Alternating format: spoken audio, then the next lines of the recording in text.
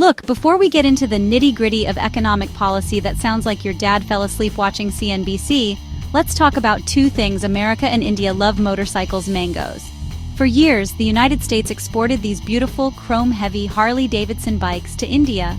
They were a symbol of cool, a piece of Americana roaring down the streets of Mumbai. In return, India, the land of 1,000 fruits, sent its legendary Alfonso mangoes, the king of mangoes, to the States. It was a beautiful, delicious trade relationship. You get our loud freedom machines, we get your sweet, sweet fruit gold. Everybody's happy, right? This exchange was a tiny, perfect snapshot of a much bigger picture. A booming trade partnership between the world's oldest and largest democracies, worth over $140 billion annually. This wasn't just about bikes and fruit, though. It was about steel from Jamshedpur heading to construction sites in Texas. It was about Indian-made pharmaceuticals filling prescriptions in Florida. It was about a complex, interconnected web of goods and services flowing back and forth across the Pacific. Think of it like a perfectly balanced Jenga tower of global trade. Each block represents a different product: electronics, textiles, agricultural goods, you name it.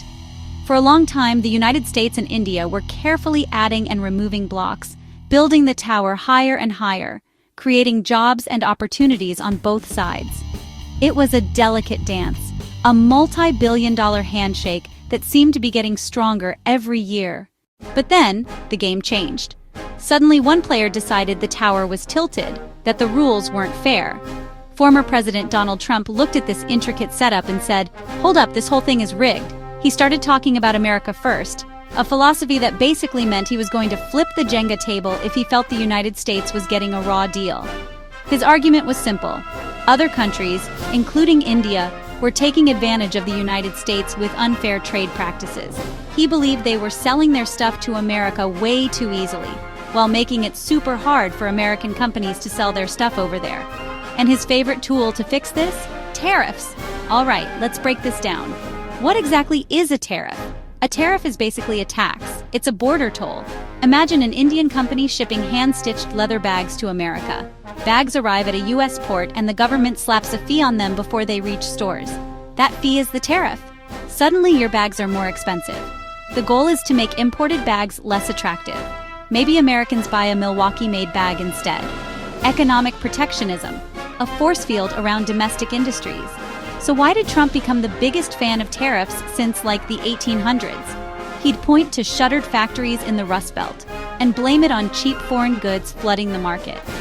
He believed countries like China were playing dirty. He believed countries like India were playing dirty. They were subsidizing their industries, keeping their currency values low, using a whole playbook of tricks to undercut American companies. To him, the massive United States trade deficit was the ultimate scoreboard, and America was losing. Badly. Tariffs were his weapon of choice to fight back. The logic, in his America First doctrine, was straightforward. When the Trump administration decided to play hardball, Indian exporters were the first to feel the punch. In June 2019, the United States officially booted India from something called the Generalized System of Preferences, or GSP. Now, GSP sounds complicated, but it's basically a VIP pass for developing countries. It allowed India to export about 2,000 different products to the United States completely duty-free. We're talking about everything from jewelry, auto parts, leather goods, chemical products. For decades, this program was a cornerstone of India-United States trade, giving Indian businesses a crucial competitive edge. When that pass was revoked, it was like showing up to the club and finding out your name's not on the list anymore. The immediate impact was a price hike on Indian goods entering the United States market. An Indian producer of, say, brass handicrafts that used to land in a New York warehouse for $10 might now cost $10.60 after a new 6% tariff was applied. That might not sound like a lot, but in the world of international trade, where profit margins are razor thin, it's a killer. Indian exporters were suddenly faced with a terrible choice: either absorb the extra cost and watch their profits evaporate, or pass the cost on to their American buyers and risk being outcompeted by suppliers from countries like Vietnam or Mexico who still had tariff-free access. It was a classic lose-lose situation for thousands of small and medium-sized enterprises. Let's talk numbers, because numbers don't lie. So, the whole point of these tariffs, according to the Trump administration, was to protect American jobs and punish foreign countries. But here's the thing about a border tax: someone has to pay it. And spoiler alert, it's rarely the foreign country writing the check. When the US government imposed a tariff on Indian-made jewelry, the Indian exporter didn't just magically pay the US Treasury. Instead, the American company that imported the jewelry had to pay at Customs Macy's, a small boutique in Brooklyn. That cost then gets baked into the final price of the product. This means the cost of tariffs ultimately trickles down to the American consumer. You, the shopper, end up paying more for that necklace, that leather handbag, that metal shelving unit. While a single tariff on one product might not be noticeable, the cumulative effect of tariffs on thousands of products from India, China, and elsewhere absolutely can be. Studies by organizations like the National Bureau of Economic Research found that US consumers and companies bore virtually the entire cost of the tariffs. So, while the policy was called America First, it often meant American wallets were hit first, effectively acting as a regressive sales tax on imported goods. It wasn't just consumers who felt the pain. American businesses that relied on Indian components were also squeezed. Think about a US company that builds complex machinery. Maybe it sources a specific type of steel alloy or a particular electronic component from India. When tariffs were imposed, the cost of that essential part went up. The American manufacturer then had to make a tough choice: raise the price of their finished machine, find a new, potentially less reliable or more expensive supplier, or just eat the cost and make less profit. This disruption hurt the competitiveness of American businesses, the very group the tariffs were supposed to help. Now, India isn't the type of country to just sit back and take an economic punch to the face. When the US revoked its GSP status and hit steel and hit aluminum, the Indian government responded in kind. It's the classic playground rule. You push me, I push you back. In June 2019, almost immediately after the GSP removal, India implemented retaliatory tariffs. 28 specific US products were targeted. This wasn't a random list, it was carefully curated to inflict maximum political and economic pressure. The message was clear: if you make it harder for us to sell in your country, we'll do the same. The list was strategic: almonds, apples, walnuts, chickpeas, certain chemical products. The total value was around $1.4 billion. The goal was to hit specific American constituencies, especially the powerful agricultural lobby. The hope?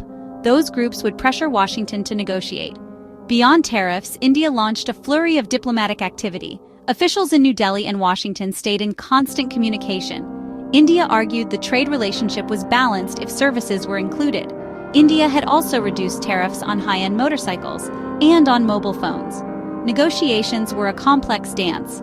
Both sides tried to protect domestic interests and salvage the partnership. A comprehensive trade deal remained elusive during the Trump presidency. A proposed mini-deal never materialized. India faced domestic pressure. It couldn't be seen as caving. Modi's Make in India pushed domestic manufacturing, clashed with America's America First. The retaliatory tariffs remained in place, a symbol of unresolved tensions simmering just beneath the surface of the US-India relationship. So, what's the final score? The Trump-era tariffs undeniably shook India's economy. They squeezed exporters, created massive uncertainty, triggered a retaliatory cycle. The loss of the GSP benefits was a direct financial blow. Thousands of small and medium-sized businesses felt it. Key sector: steel faced a steep uphill battle. Key sector: handicrafts faced a steep uphill battle. The dream of a smooth, ever-expanding trade relationship was put on hold, replaced by a tense, unpredictable standoff. In the short term, the impact was mostly negative: disrupted supply chains, shrinking profit margins. However, every crisis presents an opportunity. The trade friction forced industries and government to reevaluate over-reliance on one market. It acted as a wake-up call. The China Plus One strategy has presented India with a golden ticket. Global corporations are actively looking to diversify away from China. India has the scale and potential to absorb that shift. It's a once-in-a-generation chance to attract foreign investment: electronics, pharmaceuticals, specialty chemicals. To seize this opportunity, India must be proactive. It's not enough to just wait for companies to show up. The government needs to double down on reforms, simplify regulations, improve infrastructure, ports and roads, invest in workforce training, negotiate new free trade agreements. European Union, United Kingdom.